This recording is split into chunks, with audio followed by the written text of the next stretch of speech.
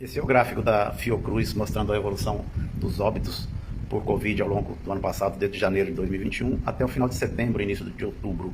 Ele permite uma visualização gráfica comparativa entre a quantidade de pessoas que foram vacinadas completamente e o número de óbitos ao longo desse período, que foi justamente a fase mais crítica da doença, que registrou um crescimento de óbitos ao longo do primeiro trimestre, com um aumento substancial dentro do mês de março, chegando ao pico máximo no dia 1º de abril exatamente, que foi a data mais crítica da pandemia em relação aos óbitos, com mais de 3.000 casos registrados em cartório naquele dia.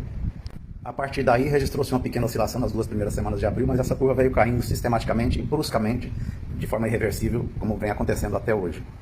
O mesmo gráfico registra o número de vacinas aplicadas, com um número insignificante aqui ao longo do mês de março, chegando a um número significativo que pode se considerar já o início da vacinação em massa, a partir da primeira semana de maio, e que veio crescendo sistematicamente, como vem ocorrendo até hoje. Porém, nós temos que considerar que o pico de registro de óbitos em cartório, ocorrido no dia 1º de abril, na verdade, trata-se de uma média móvel referente a pessoas que faleceram 7 dias antes. Portanto, a data real do óbito dessas 3.000 e tantas pessoas, cujo registro em cartório se deu no dia 1º de abril, na verdade aconteceu em 23 de março, ou seja, 7 dias antes do respectivo registro em cartório. Mas o objetivo dessa minha análise não é comparar a data do óbito com a curva de vacinação. Eu quero comparar a data do contágio com a vacinação. O importante aqui é saber dessas 3.000 pessoas cujo registro de óbito em cartório aconteceu no dia 1º de abril e cujos óbitos efetivamente ocorreram no dia 23 de março, quando é que elas se contaminaram. Mas para saber essa data é muito fácil. Basta considerar que a pessoa, a partir do momento que ela é contaminada, ela leva em média 14 dias para que a doença se manifeste e mais uma média de 19 dias para vir a óbito. Isso significa que da data do contágio até o óbito dessas 3.000 pessoas às quais a gente está se referindo, transcorreram 33 dias em média. Ou seja, essas pessoas na verdade se contaminaram em 21 de fevereiro.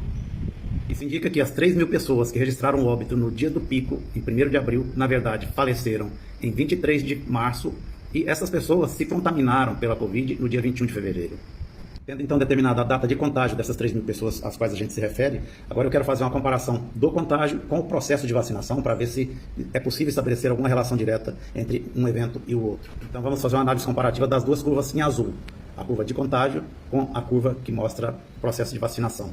Agora aqui cabe mais uma análise de contexto. Embora a vacinação em massa tenha tido início na primeira semana de maio, a gente sabe que o efeito imunizante acontece 2 semanas depois. Isso quer dizer que a vacinação em massa que teve início na primeira semana de maio surtiu efeito a partir do dia 19 de maio. Ora, se a vacinação em massa começou a fazer efeito a partir do dia 19 de maio e os contágios começaram a cair drasticamente, continuamente, de forma irreversível em 21 de fevereiro, isso significa que quando começou-se a vacinar, já havia passado 87 dias, ou seja, praticamente 3 meses, que os novos contágios da doença já haviam começado a regredir drasticamente. Isso deixa claro que a queda do número de contágios registrados a partir de então não tem nenhuma relação com as vacinas que estavam começando a ser aplicadas a partir de maio. Uma simples comparação visual entre as duas curvas azuis, a que mostra a queda dos contágios e a que mostra o aumento da vacinação, deixa muito claro que uma não tem relação com a outra. Quando a vacinação em massa tomou corpo efetivamente, os contágios já haviam caído 84%, ou seja, já era uma coisa insignificante. Isso deixa claro de forma inquestionável que a redução do número de contágios não tem nada a ver com o processo de vacinação. E daí todo mundo obviamente pergunta, mas então por que reduziu tão drasticamente o número de infecções que vinha acontecendo? Eu não tenho autoridade para falar porque eu sou estatístico, eu não conheço de virologia, não conheço nada de medicina, mas uma coisa para mim é óbvia, todo mundo pode pesquisar e verificar. Em todas as infecções virais conhecidas pela humanidade até hoje, as curvas estatísticas perfazem o mesmo perfil. Um aumento dos contágios, um pico e uma queda brusca, contínua e irreversível. Essa curva pode variar de acordo com o grau de controle que se tem sobre a epidemia. Se houver alguma medicação ou vacina que contenha a proliferação da doença, a curva vai se parecer com essa azul dessa animação aqui. Mas, infelizmente, a nossa se parece muito mais com essa alaranjada, ou seja, não teve controle. Foi uma redução natural sem nenhuma interferência de controle sanitário.